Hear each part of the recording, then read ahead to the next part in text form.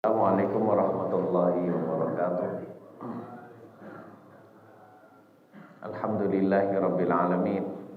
Alhamdulillahilladzi arsala rasulahu bil huda wa dinil haqq liyudhhirahu 'ala dini kullihi wa kafa billahi shahida.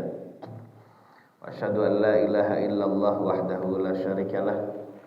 Wa asyhadu anna Muhammadan 'abduhu wa rasuluhu sallallahu alaihi wasallam wa ala alihi wa ashabihi wa man ihtada bihadiyih wastanna bisunnatihi ila yaumiddin.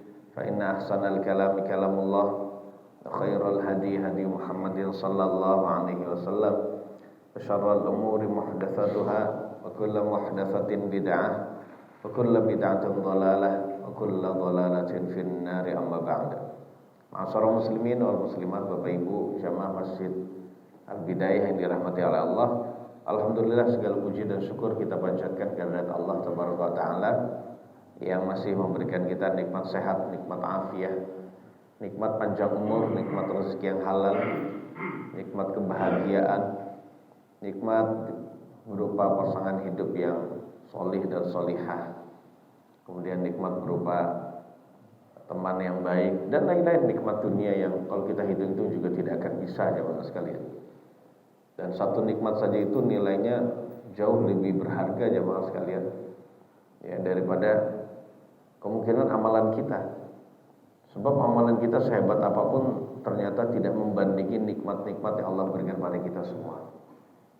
Kemudian ditambah lagi, gak cuma dunia, Pak, gak cuma nikmat fisik, ternyata Allah memberikan kita nikmat berupa kebaikan agama dan akhirat, yang itu menjadi tiket bagi kita, jemaah sekalian, keselamatan di akhirat kelak.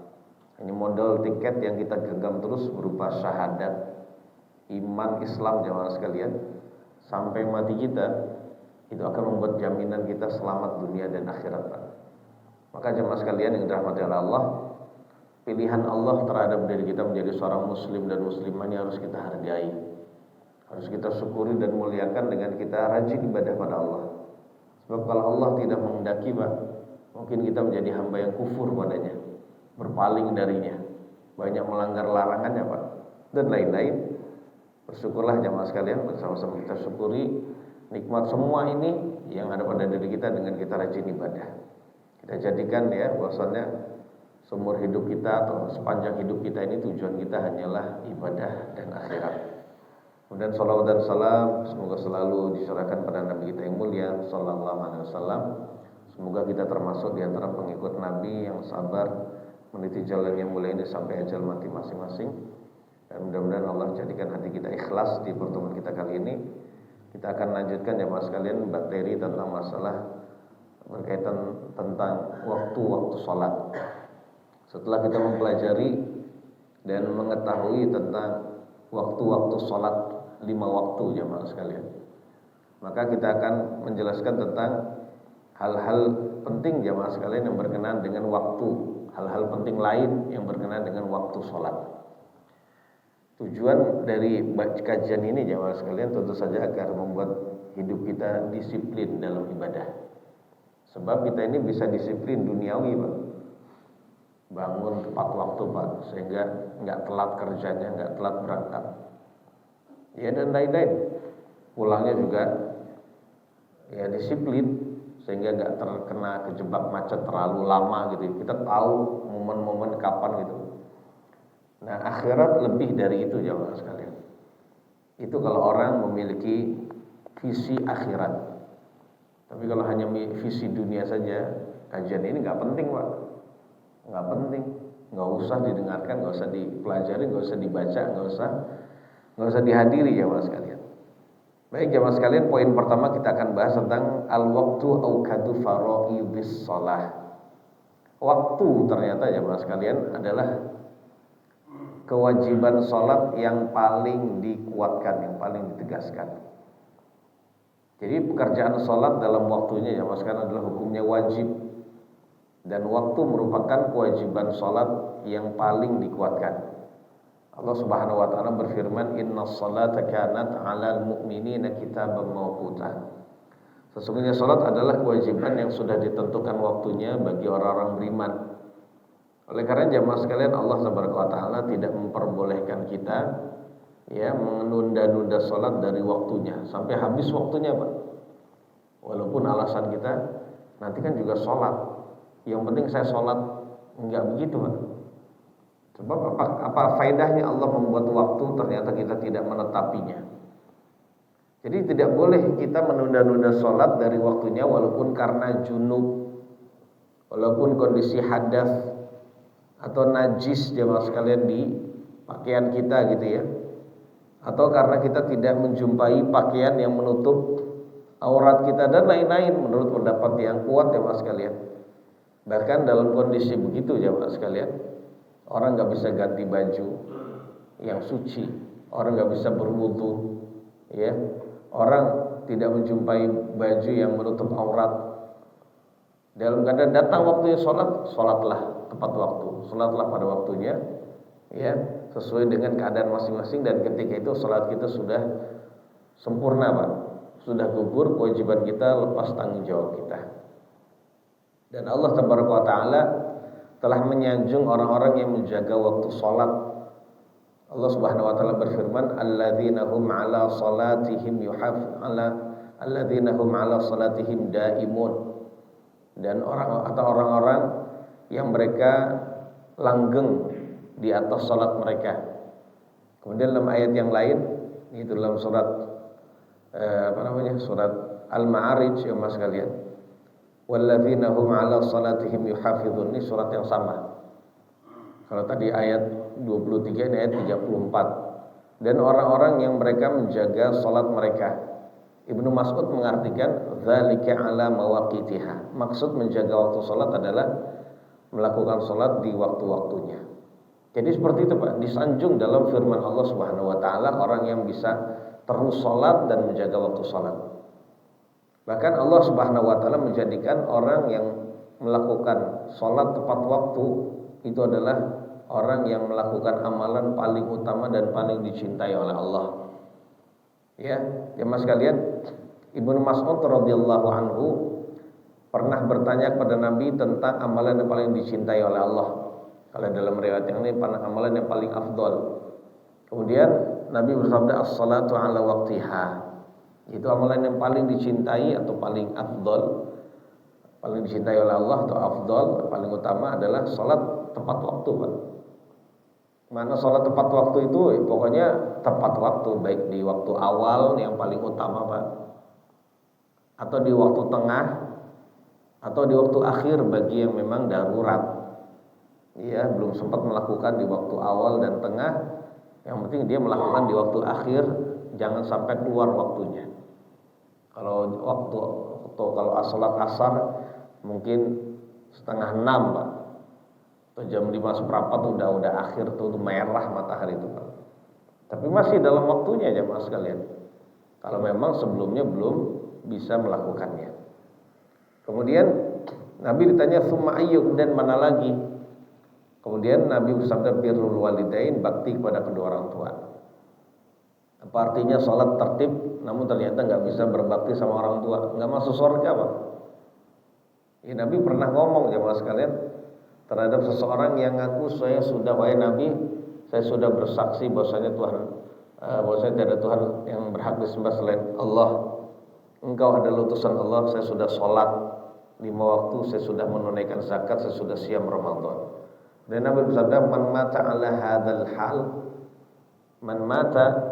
hadhil hal kana ma'an nabiyyina was-siddiqina wasyuhada malam ya'uqa walidayhi atau kama qala Rasul. Jadi barang siapa yang mati dalam kondisi begini, kondisi melakukan yang tadi, Pak, 5 rukun Islam, haji udah masuk ya kalau mampu, Pak, maka saat itu dia akan bersama para nabi, orang-orang yang jujur dan juga orang-orang yang mati syahid.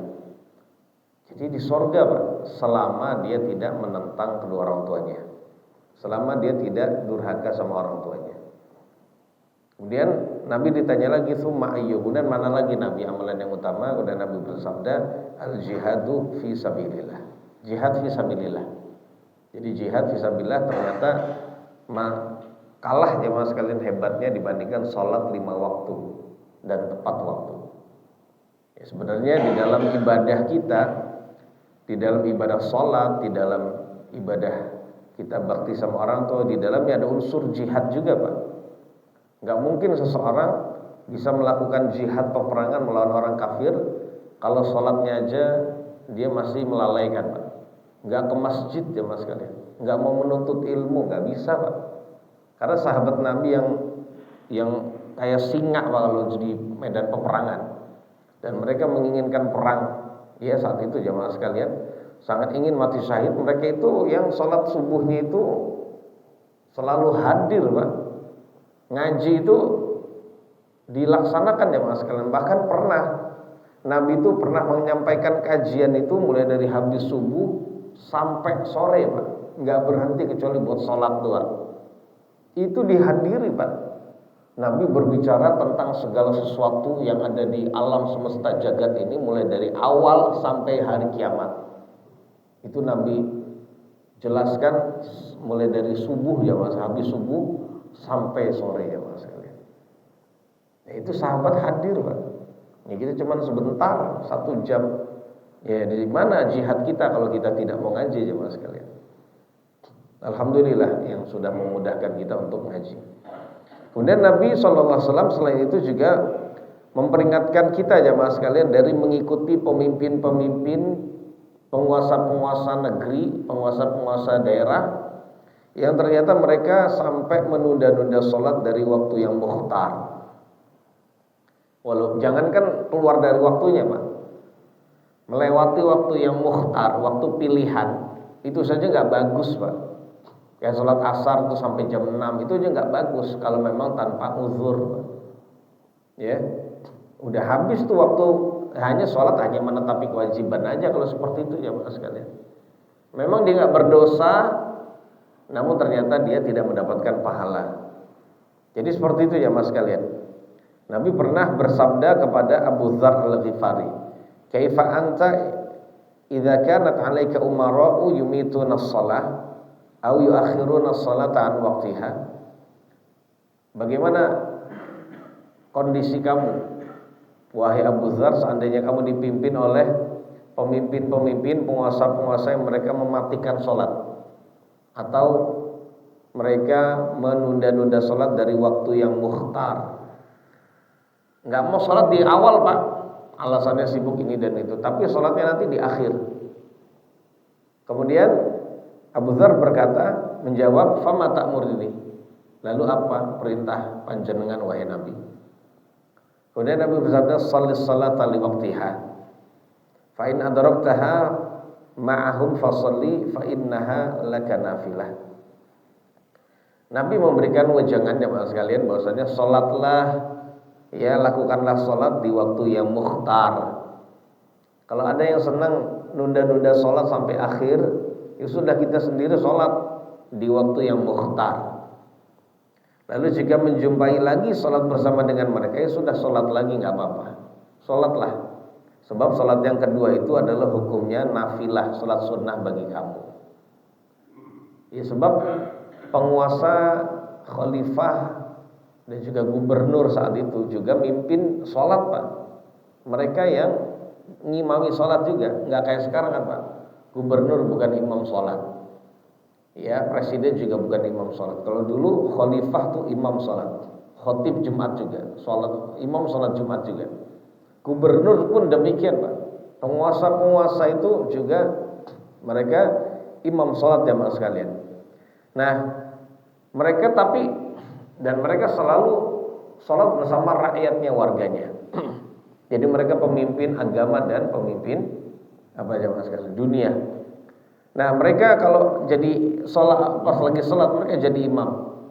Nah ketika mereka nunda-nunda, kemudian ada kaum muslimin melaksanakan perintah Nabi ini, mereka awal sholat, awal waktu sudah sholat. Kemudian ketika datang waktu sholat tuh nggak ada makmumnya, marah Pak. Sehingga rakyat itu dipaksa sholat. Ya sudah. Ya, jangan dari Nabi jamaah sekalian, pesan dari Nabi, sudah sholat lagi nggak apa-apa. Nah sholat yang kedua itu hukumnya sunnah. Kemudian jamaah sekalian, Anas bin Malik radhiyallahu anhu juga menjelaskan menunda sholat dari waktu yang mukhtar. Pengennya awal akhir terus Pak. Ini termasuk menyelisih petunjuk Nabi Shallallahu Alaihi Wasallam. Dan ini termasuk menyia-nyiakan sholat.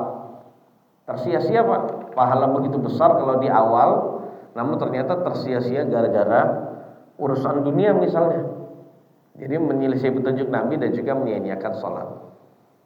Jadi Muhammad bin Syihab Az-Zuhri berkata, saya pernah bertamu ke rumahnya Anas bin Malik di Damaskus. Saat bertamu, ternyata tuan rumah si Anas bin Malik ini sahabat Nabi, Pak. Beliau nangis. Tuan rumahnya nangis ya Mas sekalian. Kemudian lalu saya bertanya kepada Anas, "Ma yubakik? Apa yang membuat Anda menangis wahai sahabi, wahai Anas?" gitu ya. Kemudian Anas berkata, "La a'rifu syai'an mimma adraktu illa hadhihi salata wa hadhihi salatu qad dhuyyi'at." Saya tidak mengetahui sesuatu dari apa yang saya jumpai di zaman Nabi, melainkan salat ini. Yang saya jumpai dari ajaran Nabi yang saya masih jumpai di kalangan masyarakat sini hanya salat ini.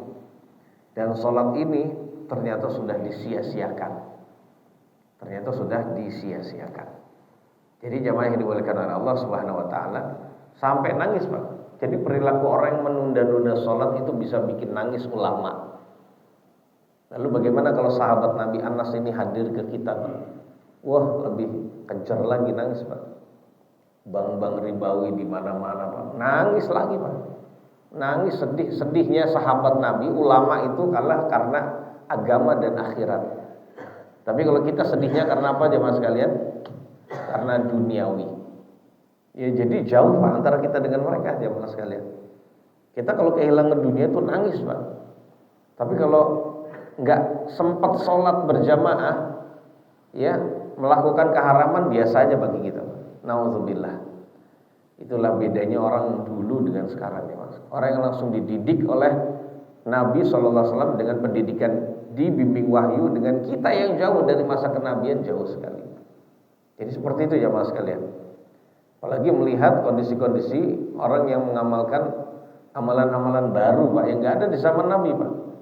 Ada perayaan ini, perayaan itu, ada zikir ini, zikir itu, salawat ini, salawat itu.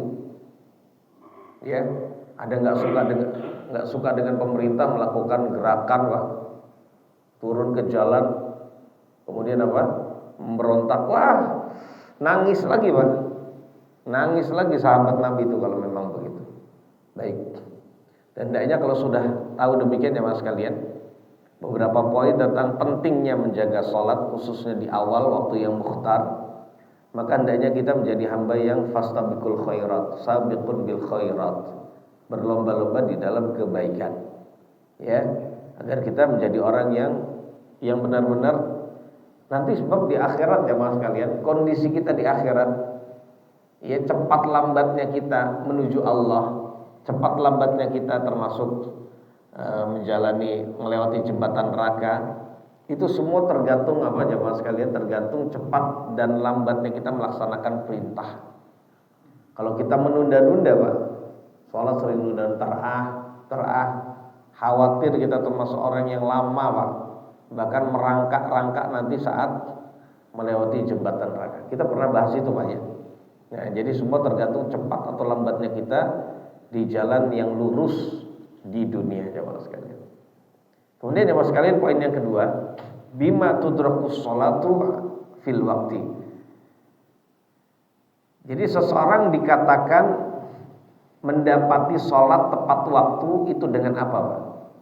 Apa standarnya? Seseorang dikatakan menjumpai sholat tepat waktu. Nah, di dalam hal ini sebenarnya para ulama berbeda pendapat. Namun pendapat yang kita pilih dalam kajian ini ya Mas sekalian, bahwasannya seseorang dikatakan menjumpai menjumpai sholat tepat waktu apabila dia menjumpai satu rakaat sempurna. Apabila dia menjumpai satu rakaat sempurna. Gini jawab. Orang setelat-telatnya dia dalam kondisi darurat misalnya, dia bangun dari tidur misalnya, dalam kondisi 2 menit lagi waktu asar habis. Waduh, itu udah benar-benar itu Pak. Mepet banget. Itu membuat dia bangun wudu. Atau 3 menit lah, kalau 2 menit terlalu cepat. 3 menit dia langsung wudu Pak. Langsung wudu, habis itu dia melakukan sholat asar. Dapat 1 rakaat, habis itu rakaat kedua sampai keempat sudah azan maghrib. Maka apabila dia melakukan 1 rakaat di dalam waktunya, sedangkan rakaat yang kedua sampai keempat itu sudah di waktu sholat yang lain, maka tetap dia dikatakan menjumpai waktu sholat tepat waktu, atau menjumpai sholat tepat waktunya. Ya itu tadi Pak. Ini yang dimaksud dalam pembahasan kita. Karena Nabi kita yang mulia sallallahu alaihi wasallam dalam riwayat Imam Al-Bukhari dan Muslim, man adraka minas salati raka'atan faqad adraka shalah. Jadi barang siapa yang menjumpai 1 rakaat dari salat, maka dia benar-benar telah menjumpai salat tersebut. Artinya dia telah menjumpai salat tepat waktu, ya. Jadi demikian ya Pak sekalian. Berarti kalau ada orang baru takbir Allahu Akbar langsung datang adzan maghrib, berarti dia sudah dikatakan sholatnya di luar waktu. Dia sholatnya sudah di luar waktu. Tinggal dilihat kondisinya Pak. Kalau dia mengalami kondisi begitu, dalam kondisi dia entar-entar, nunda-nunda sengaja tanpa ada uzur, dosa besar. Dosa besar. Tapi kalau dia ada uzur Pak, uzur ketiduran, uzur lupa yang sebelumnya dia nggak pernah lupa. Ya pernah sih mungkin puluhan tahun lalu. Tapi karena sering menjaga waktu sholat, sekali-kali lupa itu wajar. Itu dimaafkan. Maka saat itu dia nggak dosa. Walaupun dia dikatakan sholat sudah ganti waktunya, sudah berganti waktu sholat yang lain. Nah, kemudian jemaah sekalian, poin berikutnya, man adraka juz'an minal waqti tsumma ja'ahu uzrun. Orang yang menjumpai sebagian waktu salat. Katakanlah dia sempat menjumpai waktu salat zuhur. Waktu salat zuhur azan, Pak. Menjumpai Allahu Akbar, sudah menjumpai azan dari awal azan sampai akhir. Berarti sudah jumpai waktu salat, Pak ya. Sebagian waktu salat. Kemudian dia kedatangan uzur. Uzurnya itu seperti uzurnya, mohon maaf, gila, hilang akalnya Pak. Kemudian pingsan. Kalau ibu-ibu haid atau nifas melahirkan. Tapi dia sempat menjumpai itu. Setelah azan berakhir, darah haid keluar. Belum sempat sholat Pak. Tapi sempat menjumpai waktu sebentar sholat. Nah itu tadi. Setelah azan sholat zuhur berakhir azannya, tiba-tiba bayinya lahir. Berarti dia mengalami kondisi nifas. Pertanyaannya jemaah sekalian, apakah saat itu ketika uzur itu sudah hilang dia harus mengqadha sholatnya? Kan sempat dia jumpai itu Pak. Paham nggak keadaannya Pak? Kan nanti uzurnya hilang, haidnya hilang, nifasnya hilang. Pertanyaannya, sholat yang sempat dia jumpai tapi belum melakukannya, belum sempat melakukannya, itu nanti ketika uzur hilang, apakah harus diqadha? Nah, ada 2 kondisi ya Mas sekalian. Ada 2 kondisi. Yang pertama, apabila dia menjumpai waktu, sempat menjumpai waktu sholat tapi tidak sampai ya masa kira-kira orang mengerjakan 1 rakaat sempurna. Pertanyaan Pak, orang kira-kira menjumpai 1 rakaat sempurna itu berapa menit Pak? Kalau saya pribadi 2 menit. Ya kita aja 2 menit Pak ya kurang. Dari waktu azan sampai 2 menit dia nggak sampai Pak. Dia cuma dapat berapa? 1 menit doang. Habis itu dia mengalami uzur. Ibu-ibu haid baru 1 menit, azan di tengah contohnya, sudah dia uzur dapat haid. Nah kalau kondisi begitu Pak, kan dia intinya seandainya dia jumpai, dia tidak uzur, dia melakukan sholat 1 rakaat aja belum nyampe Pak, belum bisa dia lakukan. Nah intinya kalau dia menjumpai waktu di mana nggak bisa seseorang melaksanakan satu rakaat itu dalam waktu itu, maka saat itu nanti ketika sudah uzurnya hilang, dia tidak wajib mengqadanya. Cuman sedikit kok, cuman semenit dapat satu rakaat nggak bisa gitu ya. Nah di sini bisa difahami belum Pak? Bisa difahami belum jamaah sekalian? Bisa ya? Nah gitu, masya Allah Bapak aja bisa. Alhamdulillah. Namun kalau menjumpai waktu yang ketika dia sempat menjumpai waktu sholat selama satu rakaat, selama pelaksanaan satu rakaat 2 menit atau lebih, lalu sempat menjumpai 1 menit 2 menit atau lebih, ya sempat jumpai azan selesai, ya ternyata uzur haid datang. Nah dalam kondisi begitu jamaah sekalian yang dirahmati oleh Allah Subhanahu wa taala, maka sebaiknya kita mengqadha nanti kalau kita sudah selesai uzurnya selesai. Jadi begitu Pak. Itu kalau mau lebih baik. Walaupun dalam hal ini memang ulama beda pendapat. Khusus apalagi dalam masalah haid. Ibu-ibu yang sempat menjumpai waktu zuhur misalnya, sempat menjumpai waktu zuhur setengah jam, ibu bukan nunda-nunda, ya karena ada uzur, masak nanggung, nggak enak nanti kalau ditunda sholat dulu, ya daftar setengah jam, setengah satu dia baru sholat, setengah satu selesai masak baru dia.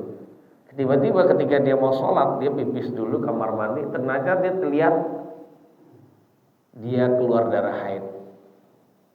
Ya kalau mau niat mau sholat berarti udah dapat pahala niat Pak. Nggak mungkin dia nggak boleh sholat. Nah pertanyaannya ketika nanti ibu selesai haid, apakah sholatnya diqadha? Sholat zuhur yang waktunya sempat dijumpai itu dia qadha? Jawabannya, kalau banyak ulama mengatakan sebaiknya diqadha. Itu lebih hati-hati. Sebab dia telah menjumpai waktunya.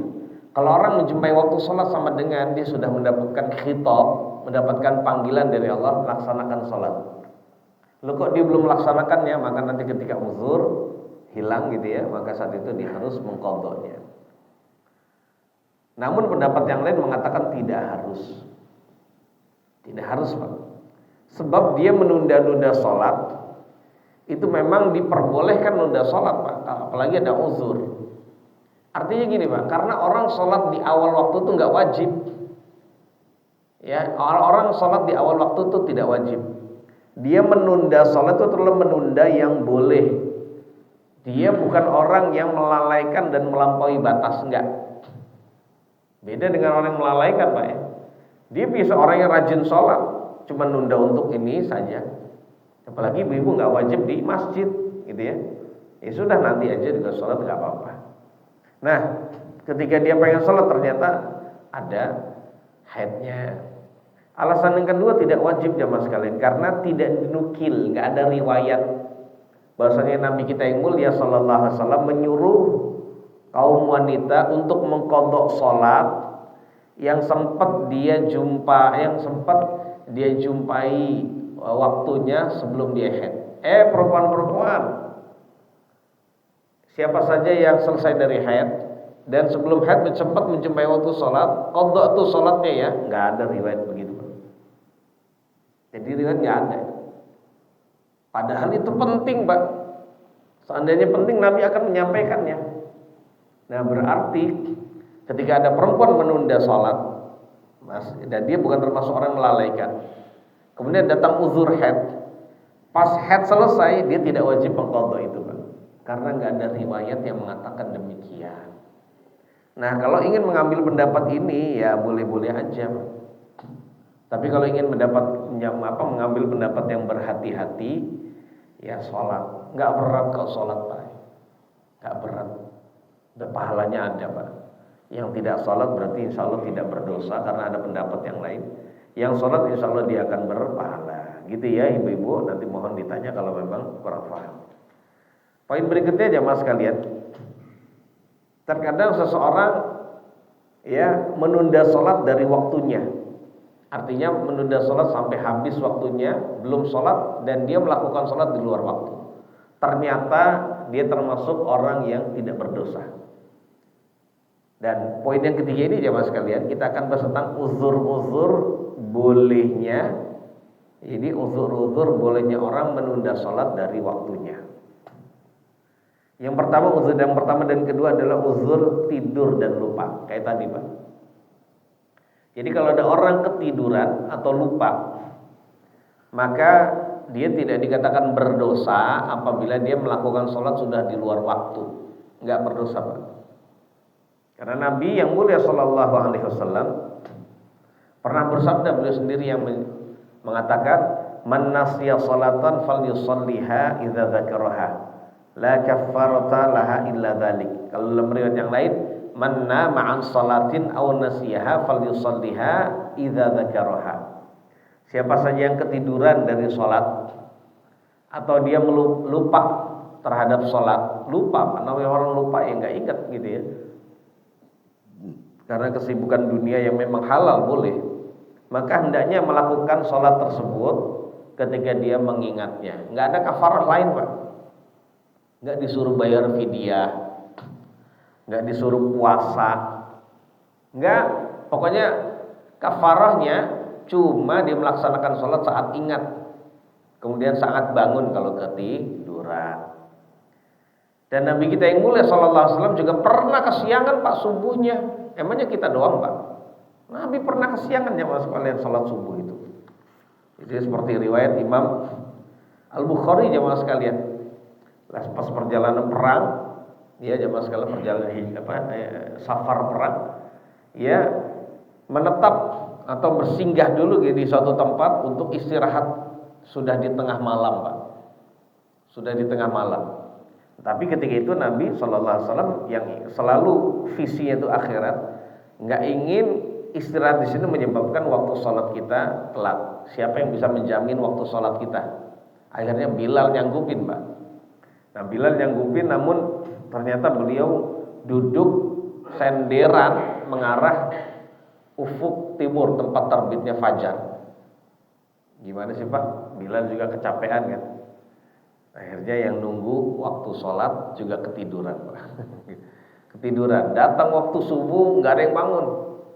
Terbit matahari belum ada yang bangun Pak. Ketika matahari sudah meninggi, ya menerpa para sahabat dan terasa panas, baru yang pertama kali bangun adalah Umar bin Khattab. Saat itu Umar kaget Pak, berkata Allahu Akbar, Allahu Akbar. Orang kalau kaget memang sunnahnya membaca Allahu Akbar. Ya, Allahu Akbar, akhirnya membangunkan Nabi dan para sahabat yang lain. Panik Pak. Paniknya itu karena belum sholat. Kalau kita paniknya terus Nabi Sallallahu Alaihi Wasallam ya itu tadi melihat para sahabatnya panik ya mas sekalian. Kemudian Nabi bersabda, laisa fin naumi tafrid. Tidak ada kelalaian di dalam tidur.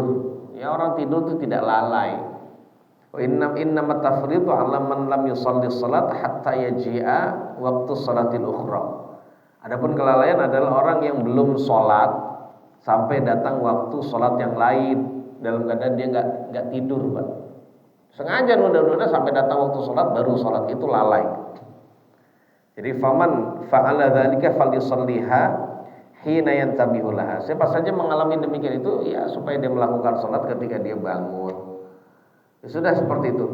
Fa idza kana minal ghadi falyusalliha 'inda waqtiha. Nah, esok hari ya hendaknya sholat tepat waktu. Karena namanya kondisi ketiduran, lupa itu enggak setiap hari, Pak. Ya, mungkin seumur hidup bisa dihitung jemaah sekalian, ya. Nah, akhirnya Nabi pernah sholat dan saat itu jemaah sekalian dalam riwayat tersebut itu dijelaskan Nabi tetap nyuruh Bilal itu azan, Pak. Padahal sudah waktu duha azan. Para sahabat wudu, dapat air, sholat sunnah 2 rakaat dulu Pak. Habis itu iqamah baru sholat subuh. Loh, kayak biasa santai saja. Dan kalau memang seperti itu nggak usah kayak orang panik Pak ya. Jadi biasa aja. Nah seperti itu jemaah. Ini yang pertama. Cuma kalau di zaman sekarang jemaah sekalian, ya tetap kita ya butuh orang yang membangunkan kita, atau butuh wasilah yang bisa membangunkan kita seperti alarm HP kita atau jam beker gitu Pak. Ya, tujuannya itu tadi agar kita bangun Pak. Itulah orang yang memiliki visi akhirat. Ya, kesibukan dunia apapun, walaupun saya kurang tidur, cinta kita kepada Allah dan Rasulnya itu lebih, jamaah sekalian. Ya sudah, nggak apa-apa, saya waktu sholat saya melaksanakannya. Jadi tidak menyengaja Pak, biarin lah waktu sholat subuh, biarin nanti bangunnya siang aja. Nggak bisa Pak, dengan alasan saya kan tidur. Nggak bisa Pak. Yang ada uzur tuh ketiduran. Dia ada niat, kebiasaan dia adalah sholatnya tepat waktu, tapi ternyata saat itu dia ketiduran dan sholatnya habis waktunya. Nah, kalau dia menyengaja, apalagi ada niat biar tidurnya panjang karena tidurnya telat, ini yang tersebut lalai. Ya, jadi begitu Pak. Ya. Kemudian uzur yang ketiga Pak. Kalau tadi yang pertama dan kedua ketiduran dan lupa. Uzur yang ketiga, seseorang tidak berdosa kalau melakukan sholat di luar waktu adalah al-ikrah. Kondisi dipaksa Pak. Ada orang yang dipaksa meninggalkan sholat. Dipaksa nggak boleh sholat. Dilarang dari melakukan sholat walaupun dengan sholat secara isyarat saja Pak. Allahu Akbar. Sami'allahu liman hamidah. Begitu Pak, dilarang. Sebab kalau ketahuan dia akan dibunuh misalnya. Ini pembahasan ini ada di kalangan ulama Pak. Dan mereka kalau orang kafir, kalau benci dengan iman, dengan orang-orang muslim, orang-orang beriman, wah itu sampai seperti itu Pak. Ketika orang beriman diikat saja itu, tetap nggak boleh melakukan sholat dalam kondisi isyarat sekalipun, ada yang begitu Pak. Atau dia dipaksa untuk melakukan apa saja yang menyebabkan sholatnya itu di luar waktu Pak. Maka jamaah yang dimuliakan oleh Allah, ketika dia nanti uzurnya selesai, uzurnya hilang, maka dia wajib mengqadha tersebut. Ya seperti itu Pak, wajib mengqadhanya. Dan dia tidak dikatakan orang yang lalai dan berdosa besar, tidak. Namun kalau ada orang dilarang untuk sholat, nggak bisa sholat Pak, tapi dia bisa sholat dengan cara isyarat, diikat gini Pak. Tapi dia kalau sholat dengan isyarat bisa Pak. Allahu Akbar. Bismillahirrahmanirrahim. Alhamdulillahirabbil alamin. Terusnya amin. Allahu Akbar. Subhanarabbil azim wa bihamdihi subhanarabbil azim. Sami'allahu liman hamidah. Lagi diikat. Allahu Akbar. Kalau itu dilihat sama orang kafir gak dilarang, maka dia wajib melakukan sholat begitu saja. Dan ketika nanti uzurnya udah hilang, dia tidak wajib mengulangi. Tetap wajib ya. Itulah yang disebut seseorang melakukan kewajiban sesuai dengan kondisinya, sesuai dengan kemampuannya. Seperti itu ya Pak. Jadi nggak ada kewajiban untuk mengulangi nantinya. Kemudian ada lagi kondisi yang keempat. Al-jam'u bainas salataini liman yajuzu lahul jam'u. Boleh menunda salat bagi orang yang mendapatkan kebolehan, keringanan untuk menjamak sholat. Jadi bagi orang yang boleh untuk menjamak sholat, maka boleh tuh melakukan sholat di luar waktu, khususnya sholat yang memang ada gandengannya. Loh kok nggak sholat zuhur? Ntar jamak. Loh kok nggak sholat maghrib? Ini mau habis waktunya, ntar sekalian jamak sama isya. Itu boleh Pak. Tapi syaratnya kalau orang yang diperkenankan ya mendapatkan jamak sholat. Siapa mereka jamaah sekalian? Ya pertama adalah musafir. Ya, kita tahu Pak ya. Ya orang musafir itu boleh menjamak sholat. Yang kedua, orang yang sakit Pak bisa menjamak sholat. Soalnya kalau dia bolak-balik ke kamar mandi untuk wudu, ya capek Pak, kasihan kalau ada orang kondisinya seperti itu. Ini orang kondisi yang sholat sakitnya agak parah Pak ya. Ya sudah nggak apa-apa, lakukan sholat secara jamak. Jamak itu jamak saja tanpa qasar Pak. Sebab qasar itu hanya ada ketika safar. Kemudian kondisi yang ketiga boleh jamak itu adalah ketika khauf. dalam kondisi rasa takut. Rasa takut itu boleh menjamak sholat. Ya misalnya, tapi mudah-mudahan nggak terjadi di negeri kita. Kita kalau bolak-balik keluar itu kita takut deh. Udah kita kalau sholat jarang-jarangin keluar rumah untuk ke masjid. Gimana Bapak sekalian, kita sekalian sholat asar ya. Ya sudah sekalian sholat asar habis itu. Atau nanti aja deh kita sepakat sholat zuhurnya bersama dengan asar. Itu boleh Pak, nggak apa-apa. Karena kalau kita keluar 5 waktu itu keluar itu ngeri ada sesuatu. Apakah ada bom atau ada penjamret atau ada binatang yang buas. Pokoknya rasa takut ya Pak sekalian. Ada musuh yang akan menerjang kita. Ya sudah caranya kita jarang-jarangin keluar. Lebih jarang keluar rumah itu akan lebih selamat. Nah akhirnya jamaah sekalian, ya sholatnya ketika bisa ngumpul itu dijamak itu boleh. Kondisi yang keempat, orang boleh menjamak sholat ketika hujan. Hujan Pak. Tapi untuk hujan ini jamaah sekalian, menjamaknya khususnya adalah jamak takdim, bukan jamak takhir. Tapi kondisi hujan ini boleh menjamak sholat. Ya, sebab untuk menghilangkan kesulitan orang bolak-balik sholat dalam kondisi hujan. Artinya pas datang waktu zuhur bisa sekalian menjamak sholat asar 4-4. Dan yang berikutnya adalah kondisi masyaqqah, kondisi berat Pak. Kondisi berat itu diperbolehkan seseorang menjamak sholat. Kondisi berat, kondisi repot apapun itu boleh Pak. Contohnya dokter bedah yang akan membedah pasien berjam-jam, mulai dari jam 1 misalnya, memanjang sampai jam berapa? Sampai jam 9 malam misalnya Pak. Berarti 8 jam membedah. Dan itu nggak bisa ditunda Pak. Yaudah kita sholat dulu. Mati pasiennya mati ya sekalian. Nah kalau seperti itu gimana?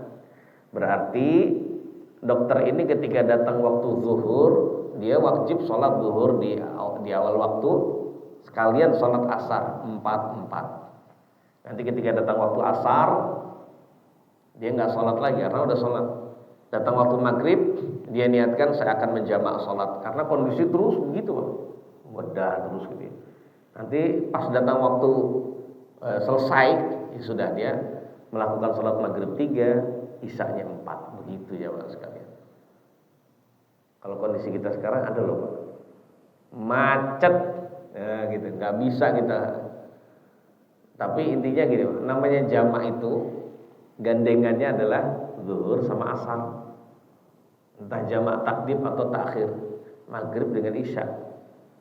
Ya, kita sudah sholat asar, aduh telat lagi, lama macet, ada kecelakaan gitu ya, walayatubillah di jalan.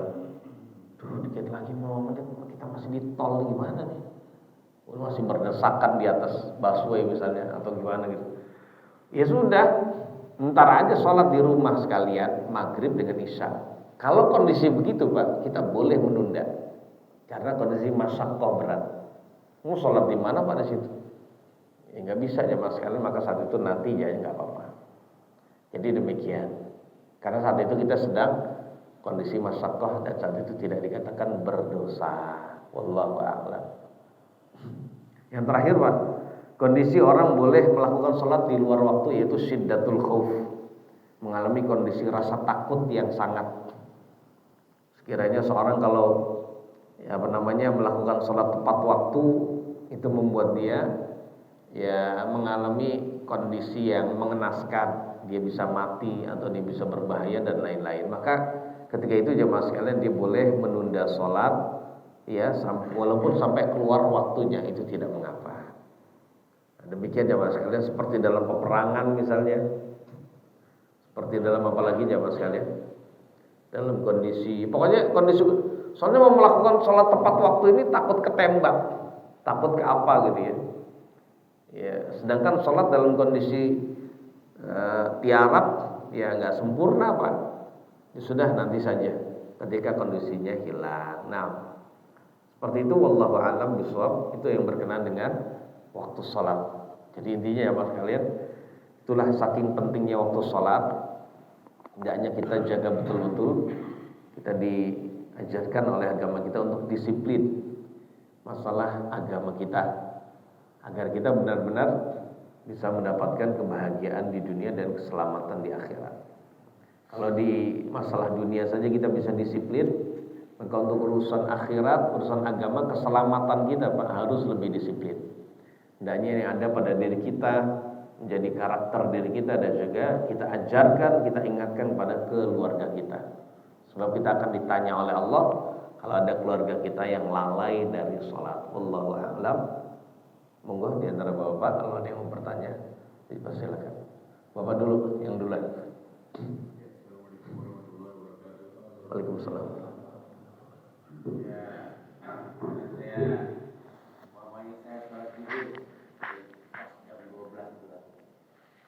Pas pada waktunya saya wudhu, tetapi ada yang harus saya kerjakan pas pada waktunya itu, seperti jemput cucu saya. Kepulangannya memang jam 12, kita kan waktu sholat dulu jam 12 juga. Setelah saya itu saya jalan. Jadi di sana kan dibilang sholatlah tepat waktu. Nah itu bagaimana? Apakah pahalanya saya itu berjamaah jadi jujur, jadi karena saya menjemput cucu. Iya baik. Ya, yang kedua itu belum pertama ya. Satu dulu Pak, kita jawab. Jadi kalau ada orang pas datang waktu zuhur misalnya, harusnya kita sholat zuhur, namun kita ada kegiatan lain yang juga penting ya, contohnya jemput cucu atau anak gitu ya. Saran saya Pak, Bapak sholat di masjid yang dekat sekolah cucu kita atau anak kita, sehingga ketika zuhur selesai kita langsung dekat, nggak jauh. Satu tuh Pak ya. Kemudian kita pesan kepada cucu kita, jangan keluar sekolah dulu, tunggu dulu bapak atau kakek mau sholat dulu. Begitu Pak. Ajarkan anak kita untuk bersabar. Sekalian ingatkan dia, kamu sholat dulu di masjid situ, atau di sekolah ada sholat di situ. Begitu Pak. Jadi oh masih TK, oke. Iya, masih kecil. Kalau TK kan ini oke baik. Nangis kadang-kadang kalau nggak ada kita orang nangis. Tunggu sebentar, anak bisa TK bisa dia. Terus pesan sama ibu guru, tolong di ini dulu Bu. Saya mungkin agak 5 menit agak telat karena saya sholat dulu. Kebiasaan begitu setiap hari sholat, lama terbiasa Pak. Nah begitu. Anaknya diingetin, kakek sholat dulu sebentar ya, telat nggak apa-apa gitu. Terus ibu gurunya tolong dijaga dulu Bu, saya titip dulu karena saya sholat. Nah gitu. Nah sholatnya biar jangan kelamaan Pak. Ya kita juga sebelum jam 12 sudah keluar rumah. Ya, sehingga kita sholatnya di masjid dekat sekolahan itu. Nah, itu namanya menggabungkan di antara semua kebaikan yang ada. Sholatnya bisa tepat waktu di awal, cucunya juga nggak kelamaan nunggu, begitu Pak. Dan tetap aman. Sehingga kalau dia itu sama seperti ngajarin pentingnya sholat kepada cucu sejak dini Pak. Oh kakek saya dulu begini, nunda jemput saya sedikit aja, biasa begitu karena sholat. Dia akan tahu sholat itu begitu penting, dan dia nanti akan pelajari kenapa sih begitu penting. Mungkin nggak belajar dari kakeknya, tapi tahu kakeknya begitu, dia nanti akan ngikut Pak. Nah begitu. Ini saran menurut saya Pak ya, memang begitu. Jadi sholat dekat dari sekolah cucu, jadi demikian. Itu kalau memang bisa Pak, bisa insya Allah anak kita kalau bisa, apalagi anak sekarang bisa dibilangin. Mungkin nangis awal saja Pak. Itu ujian. Nangisnya anak karena itu ujian Pak. Santai aja, nanti juga diem. Hanya awal Pak. Innama amwalukum wa auladukum fitnah. Wa'lamu annama amwalukum wa auladukum fitnah. Ketahuilah sesungguhnya harta-harta dan anak-anak kalian itu adalah ujian. Ya, wallahu 'indahu ajrun 'azim. Tetapi ya di sisi Allah itu ada pahala yang sangat besar bagi orang yang tidak terpengaruh fitnah, tidak terpengaruh ujian itu, sehingga tetap melaksanakan kewajiban. Begitu Pak. Wallahu a'lam bishawab. Itu nomor 1. Nomor 2, silakan dulu. Yang kedua gini, seperti kita udah ketiduran. Nggih. Kita sholat asar. Nah, saya kan belum tahu dalilnya. Katanya ada sholat haram kalau udah mau terbenam matahari. Nah, sedangkan yang Ustaz bilang tadi itu bisa bisa dilaksanakan setelah 1 menit atau menjelang maghrib. Nah itu gimana itu kan udah sholat haram itu gimana kira-kira itu kan kita baru bangun tidur kita mengerjakan sholat tapi matahari udah mau menjelang maghrib. Nah saya yang mendengar ya saya belum ngerti. Gini. Ya, kan haram mengerjakan sholat asar di waktu maghrib. Terus menurut penjelasan Ustaz gimana? Berarti ada ketiga juga nih saya. Baik. Ini yang Bapak dengarkan itu benar, cuman mungkin nggak menyeluruh mendengarnya atau mungkin sono yang kurang tepat menjelaskannya. Jadi jamaah sekalian, memang menjelang maghrib itu ada disebut waktu larangan kita nggak boleh sholat. Memang betul itu, memang ada waktu larangan kita nggak boleh sholat. Kecuali ada sebagian sholat yang memang kita diperbolehkan melakukannya. Seperti sholat wajib yang belum kita lakukan. Maksud kita nunggu, larangan. Ntar aja maghrib sekalian, dosa Pak. Segera lakukan. Sebab tadi ada dalil gimana Pak? Nabi yang ngomong, man adraka minas sholati raka'atan faqad adraka shalah. Siapa saja yang menjumpai 1 rakaat dari sholat, kemudian waktunya habis, yang berarti dia harus melakukan rakaat kedua sampai akhir di waktu sholat yang berikutnya, maka dia sama dengan mengerjakan sholat tepat waktu. Itu hadis Nabi Pak. Ulama menjelaskan seperti itu semua. Bisa Pak, enggak apa. Ini termasuk sholat yang pengecualian yang boleh dilakukan walaupun dalam kondisi larangan Pak. Jadi sholat itu ternyata yang dilarang di waktu larangan adalah sholat sunnah mutlak, gitu. Sholat sunnah apa Pak? Sholat sunnah mutlak. Sholat sunnah mutlak termasuk sholat duha gitu.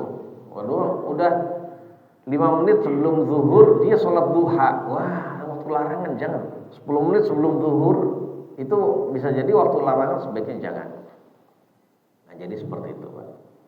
Jadi boleh Pak, nggak apa-apa. Justru ketika dia dalam keadaan belum sholat, segera, jangan ditunda-tunda. Nah, jadi demikian. Dan itu pun bagi orang yang darurat Pak. Para ulama itu mengartikan sholat yang di akhir-akhir waktu itu adalah sholat yang darurat. Sholat darurat itu maksudnya sholat di waktu darurat. Dalam kondisi orang mengalami kondisi yang darurat juga, kayak ketiduran, lupa. Kayak tadi tuh Pak. Ya, kayak orang mengalami kondisi keterpaksaan. Kondisi dia syiddatul khauf, rasa takut yang sangat gitu Pak ya. Termasuk sakit Pak. Sakit, ternyata menjelang maghrib baru enakan, baru silakan sholat, jangan ditunda-tunda seperti itu. Wallahu a'lam. Iya. Yang ketiga. Oh ketiga, masya Allah ketiga. Enggak, masalahnya untuk diri saya sendiri. Boleh ya, buat orang lain juga boleh. Itu pernah kan saya operasi. Yeah. Jadi pasang kateter, dan operasi. Nah, terus saya bisa berwudu, cuman hanya gantung itu kateter kan ada di gantung itu. Nah itu saya mengerjakan sholat boleh atau najis Pak? Karena kan ini tergantung ya. Iya. Gimana kita wudu bisa apa wudu? Jadi hukum asal sholat membawa najis itu tidak sah kecuali dalam kondisi uzur. Kalau Bapak lagi kena uzur berarti sah sholatnya. Iya nggak apa-apa walaupun bawa uzur, bawa najis itu dalam kondisi darurat dan kondisi uzur itu tetap sah sholatnya. Bisa berwudu itu bisa Pak, cuman ya itu iya. Yang penting Bapak wudu, ya udah wudu, walaupun sholat bawa najis sah, nggak apa-apa. Karena ketika itu dalam kondisi darurat boleh. Nah, yang isinya pipis itu Pak ya? Isinya pipis bukan? Iya, kalau kateter isinya itu kantong. Iya, kantong yang isinya najis itu kan. Iya. Nggak apa-apa Pak, nggak apa-apa. Sah dan nggak usah ngulangin nanti ketika Bapak selesai gitu, dan nggak ada kewajiban ngulangin lagi. Jelas Pak ya? Nggak apa-apa. Ya seperti tadi itu berarti menunjukkan kalau orang visinya sudah akhirat, dia akan melakukan sholat itu tepat waktu. Walaupun tadi dalam kondisi najis pakaiannya, atau dia membawa najis, atau kondisi junub, kondisi hadas, nggak bisa wudu karena ada kondisi orang mengalami ya dia tidak menjumpai 2 alat bersuci, air nggak bisa Pak, tayamum pun nggak bisa. Ya contohnya orang kondisi terikat Pak, mau wudu gimana Pak? Nggak bisa Pak. Tayamum gimana? Ya nggak bisa juga. Ya sudah sholat saat itu. Kemungkinan juga di kondisi najis lagi Pak. Ya di situ pipis juga dia ngompol gitu. Nah akhirnya sudah dia sholat sebisanya. Ketika nanti uzurnya udah hilang, ya dia tidak wajib mengulangi. Seperti itu Pak. Sampai 3 hari sampai kan dibawa pulang ya. Nggak apa-apa. 3 hari Bapak nggak usah ngulangi sholat. Tapi saya kerjakan sholat, cuma yang itu yang saya mau tanya, karena kan saya bawa itu. Iya, aman Pak, aman. Ya, cukup. Silakan Pak. Oh ya udah, silakan. Assalamualaikum warahmatullahi wabarakatuh. Waalaikumsalam. Terkait hampir sama juga tadi Ustaz, yang masalah orang yang ketangkep kalau perang gitu ya Ustaz ya. Iya. Itu kan istilahnya diikat di belakangnya. Iya. Terus dia kan mau sholat, tetapi dia kan istilahnya batal wudhu Ustaz ya. Ya hadas berhadas ya. Iya, ada hampir sama yang tadi gitu.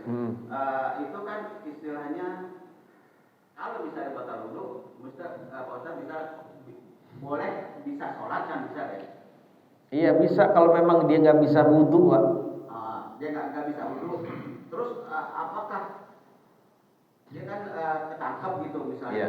dari sebelum asar, sebelum zuhur sampai malam, terus sampai ditanya gitu, itu apakah dia masih bisa sholat sampai akhir daripada ditangkap gitu Ustaz?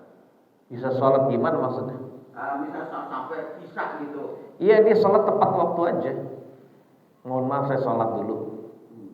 Ya kalau dia orang yang mengikatnya itu, yang menyiksanya itu tidak melarang, ya sudah sholat tapi saya ikat gini aja. Anda nggak bisa kemana-mana. Ya sudah berarti sholat dalam kondisi begitu. Walaupun batal wudhu ya? Iya walaupun berhadas kan batal wudhunya. Nah kalau memang dia bisa wudhu wajib wudhu. Nggak bisa wudhu tapi dia bisa tayamum, berarti wajib tayamum. Dan tayamum nggak bisa, berarti saat itu sholat dalam kondisi tidak wudhu, tidak tayamum dan sholatnya sah. Karena dia kondisi seperti itu. Ya, gitu ya. Disebut faqidut tahurain.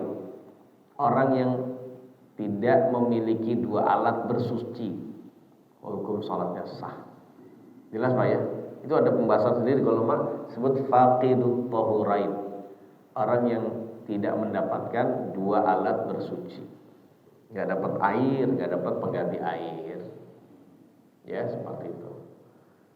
Dan ketika sudah selesai nanti enggak wajib mengulangi sholatnya. Gitu aja. Kirain sholat itu nggak sholat nggak apa-apa gitu. Nggak boleh, nggak boleh. Walaupun itu mesti sholat juga Ustaz. Iya mesti sholat kalau dia masih diperbolehkan untuk sholat tapi dengan cara isyarat gitu. Allah Akbar, sami Allah Akbar. Ini contoh gini. Allah Akbar. Bismillahirrahmanirrahim. Alhamdulillahirabbil alamin. Arrahmanirrahim. Sampai amin. Bismillahirrahmanirrahim. Qul huwallahu ahad. Allah Akbar. Sami Allah liman hamidah. Nah gitu. Kalau memang bisa begitu nggak dilarang, dia tetap sholat begitu, harus sholat.